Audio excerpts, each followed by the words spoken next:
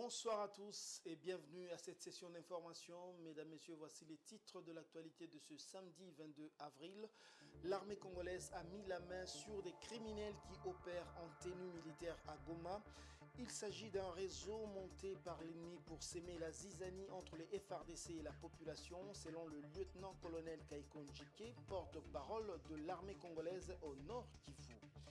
À la une également, le gouvernement congolais a créé une structure dénommée Autorité de régulation du marché des carbones. L'objectif de cette organisation est de contrôler les flux financiers autour de crédits carbone. Et puis, à l'international, les échanges économiques et commerciaux sont au beau fixe entre le Gabon et la Chine. Le volume de ces échanges a atteint le 4 milliards de dollars américains. Bonsoir à tous. D'abord cette brève. Le M23 reprend ses positions malgré le déploiement des troupes de la communauté d'Afrique de l'Est. C'est le gouverneur militaire du Nord Kivu, le lieutenant-général Constant Ndima, qui l'a annoncé ce samedi à Goma. Lors d'un point de presse, il dit constater avec regret, je cite, le semblant de retrait des rebelles du M23 des zones qu'ils occupent, dont les territoires de Rutshuru, Masisi et Nyiragongo. Et pour le commandant de la force régionale d'Afrique de l'Est, le général Jeff Nyaga, les rebelles se sont retirés en partie. Jeff Nyaga affirme aussi que toutes les conditions ne sont pas encore réunies pour accueillir les rebelles dans la région de Sabignon comme cela est prévu pour leur cantonnement. Et puis, je l'ai annoncé en titre, c'est un joli coup de filet que vient de réaliser l'armée congolaise. Les FARDC ont mis la main sur des criminels qui opèrent en tenue militaire, principalement les tenues de la garde républicaine. Cela se passe à Goma, dans le Nord Kivu. Selon le porte-parole de l'armée congolaise au Nord Kivu, justement, le lieutenant-colonel Kaikon Njike, cela procède d'une campagne bien préparée par l'ennemi pour s'aimer la zizanie entre l'armée congolaise et la population. Je vous laisse suivre le lieutenant-colonel Kaikon Njike. Ce sont des gens que nous avons, ces trois jeunes gens, nous les avons arrêtés hier pendant que nos unités étaient en patrouille, hier très tard dans la soirée. La spécificité de le présenter aujourd'hui à la presse, c'est le fait que, comme vous l'avez constaté, ils sont en tenue militaire, plus précisément la tenue de la garde républicaine. Et vous êtes sans oublier que ces derniers temps, ici chez nous, à Goma, tous les crimes qui se commettent, on a tendance, n'est-ce pas, à attribuer cela aux forces armées de la République démocratique du Congo et plus particulièrement à la garde républicaine. Et c'est ici le lieu de vous dire que il y a toute une campagne contre les unités des forces armées de la République démocratique du Congo, laquelle campagne est bien préparée par l'ennemi de manière à créer une fissure entre les forces armées de la République démocratique du Congo et sa population. Aujourd'hui, nous vous présentons ces messieurs qui est en tenue de la garde républicaine, mais qui n'est pas du tout militaire. Qu'est-ce que nous voulons demander à la population? C'est d'éviter de tomber dans le piège de l'ennemi en liant, n'est-ce pas, les actes posés par des individus en tenue, deux fois armés, aux forces armées de la République démocratique du Congo. Les cas les plus probants, c'est celui-ci. Il est en tenue militaire, plus précisément la tenue de la garde républicaine, comme je viens de vous le dire, mais il n'est pas militaire. Je l'annonçais également en titre, le gouvernement crée une autorité de régulation du marché de carbone en République démocratique du Congo. L'annonce a été faite lors du dernier Conseil des ministres. Cette structure est chargée d'organiser, de réguler et de contrôler les opérations d'achat et de vente des crédits carbone en République démocratique du Congo. Suivez. Pour le gouvernement congolais, le but est de combler les vides juridiques qui fait perdre à notre pays d'importantes recettes pour son économie et de lui permettre de capter les fonds de crédit carbone en vue de mettre en œuvre ses engagements internationaux au titre de l'accord de Paris sur le climat. À ce titre, elle organise la régulation, le contrôle, le suivi et l'évaluation des activités de génération et d'achat et de vente de crédits carbone. Elle sera également chargée de mettre en œuvre la taxe carbone en conjonction avec le secteur et services étatiques habilités, précise le compte rendu de la 95e réunion du Conseil de ministres tenue vendredi 21 avril 2023. Évoquant quelques-unes des missions dévolues à l'autorité de régulation du marché des carbone, la ministre d'État, ministre de l'Environnement et Développement durable, a précisé qu'elle est chargée d'organiser, réguler et de contrôler les opérations d'achat-vente des crédits de carbone en République démocratique du Congo. Avant son adoption, F. Bazaïba a indiqué que la mise en place de cet établissement public était dictée par la nécessité de rentabiliser les efforts fournis par la République démocratique du Congo dans la préservation de ses forêts, le renforcement des stocks de carbone ainsi que sa contribution à la régulation du climat mondial au profit de l'amélioration de vie des populations. C'est depuis la 11e réunion du Conseil des ministres tenue le 11 avril 2021 que cette proposition a été soumise au gouvernement congolais.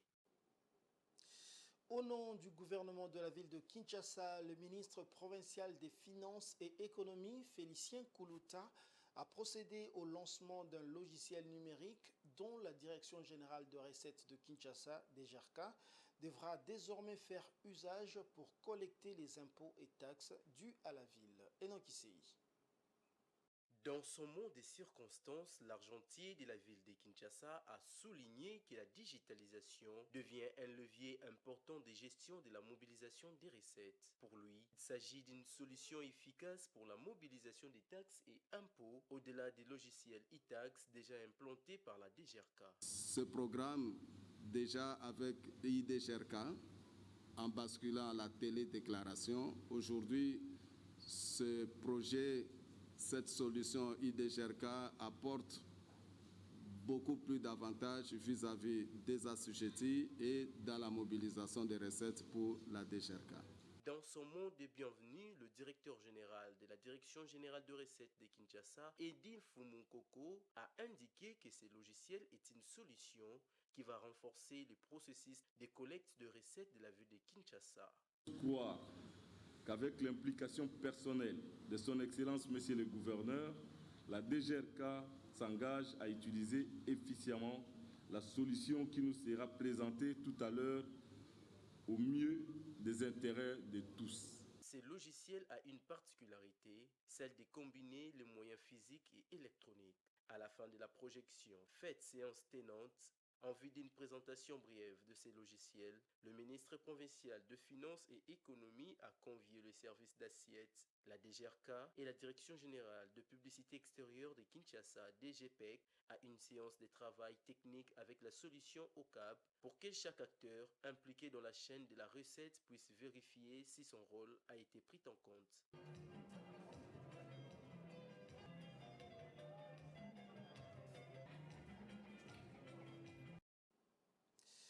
En sport, le comité de gestion de la Ligue nationale de football a rendu public le calendrier de la reprise du championnat national de football, la Vodacom Ligue 1.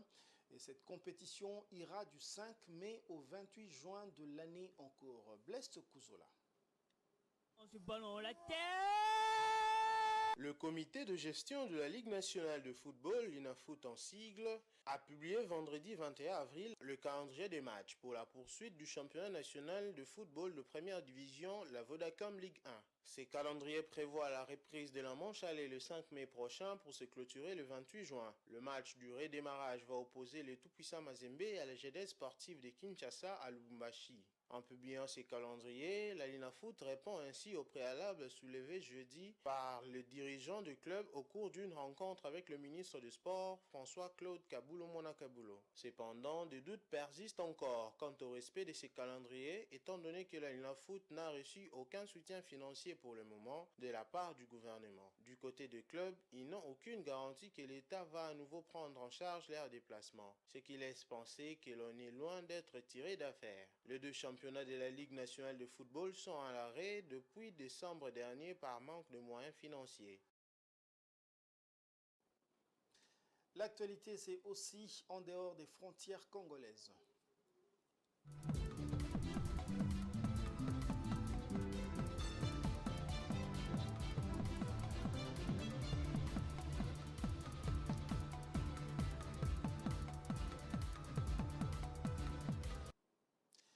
Le volume des échanges entre le Gabon et la Chine a atteint plus de 4 milliards de dollars américains, un partenariat riche que les deux pays ont convenu de renforcer lors d'une visite d'État du président gabonais Ali Bongo Ondimba en Chine.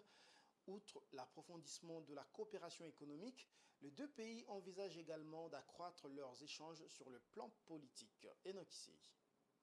Partenariat stratégique entre le Gabon et la Chine à la clé de la visite d'État du président gabonais Ali Bongo à Pékin, capitale chinoise. Les deux pays historiquement amis ont entrepris un renforcement de leur coopération à l'échelle globale, des rapports qui seront basés sur la haute confiance politique mutuelle, l'intégration économique profonde et l'entraide sur le plan sécuritaire. Sur le plan politique, l'intensification des échanges entre le gouvernement centraux et locaux, les organes législatifs et partis politiques et la bonne gouvernance. Je me réjouis de la confiance politique mutuelle entre nos deux pays et de l'intérêt constant que nous accordons, vous et moi, au développement et à la consolidation des relations d'amitié et de coopération historique entre le Gabon et la Chine. Le Gabon et la Chine font parallèlement accroître leurs relations sur le plan économique. Les deux parties ont convenu d'élever les niveaux de commerce bilatéral grâce à l'augmentation du volume des échanges commerciaux. Le pays d'Afrique centrale va bénéficier du soutien chinois pour l'exécution du plan stratégique Gabon émergent. Le modèle de développement de la Chine et les progrès accomplis par votre pays sont un exemple pour les pays en développement et une source d'inspiration pour le Gabon.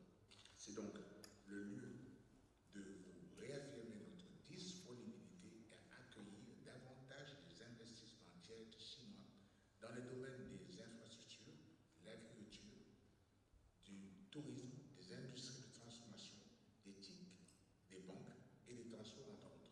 En 2020, le volume d'échange entre les deux pays atteint 4,55 milliards de dollars, faisant la Chine le premier partenaire commercial du Gabon pour la 9e année consécutive. Le président Ali Bongo est le premier dirigeant africain à effectuer une visite officielle en Chine. Depuis la réélection du président Xi Jinping le 10 mars 2023, le président Ali Bongo, sur invitation de son homologue chinois, a multiplié des audiences de son partenaire asiatique du 18 au 21 avril 2023.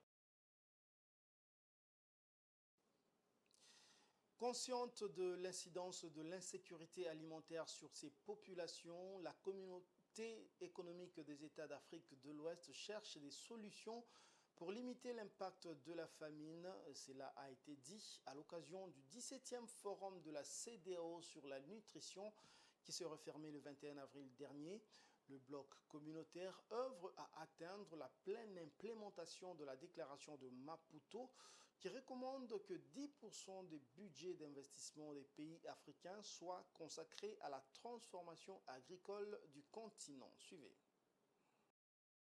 278 millions de personnes sont exposées à la faim en Afrique. Présentant ces constats lors du 17e forum de la Communauté économique des États d'Afrique de l'Ouest, CEDEAO, sur la nutrition, le président de la commission du bloc communautaire, Omar Ali Touré, a reconnu qu'en Afrique de l'Ouest, et notamment le Sahel, sont particulièrement touchés par le phénomène. Dans cette région, 40% de la population composée des ménages pauvres et ruraux souffrent de retard de croissance causé par la nutrition. In 2021, 57.3 million. Sur le continent en 2021, 57,3 millions de personnes étaient sous-alimentées, soit environ 14% de notre population. De plus, environ 85% de la population n'a pas accès à une alimentation saine en raison du coût élevé des aliments de qualité. Because of high cost.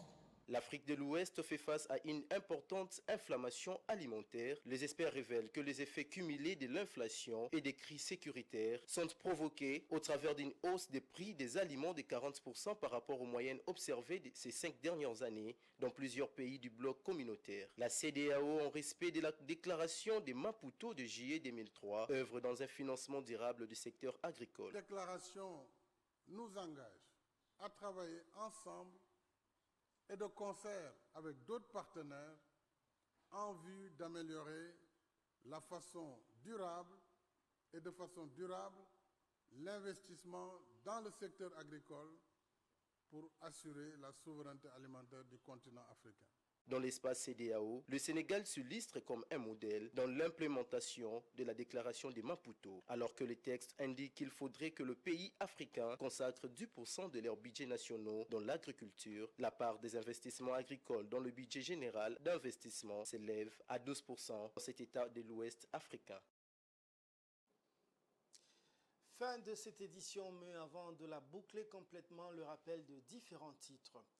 L'armée congolaise a mis la main sur des criminels qui opèrent en tenue militaire à Goma. Il s'agit d'un réseau monté par l'ennemi pour s'aimer la zizanie entre les FARDC et la population, selon le lieutenant-colonel Kaiko Njike, porte-parole de l'armée au Nord Kivu. Et puis, vous l'avez suivi, le gouvernement a créé une structure dénommée Autorité de régulation du marché du carbone. L'objectif de cette organisation est de contrôler les flux financiers autour de crédits carbone. Et puis, au niveau international, vous l'avez suivi, les échanges économiques entre la Chine et le Gabon sont au beau fixe. Le volume de ces échanges ont atteint plus de 4 milliards de dollars américains. C'est la fin de cette édition. Merci de l'avoir suivi et bonne suite de programmes sur Géopolis Télévision.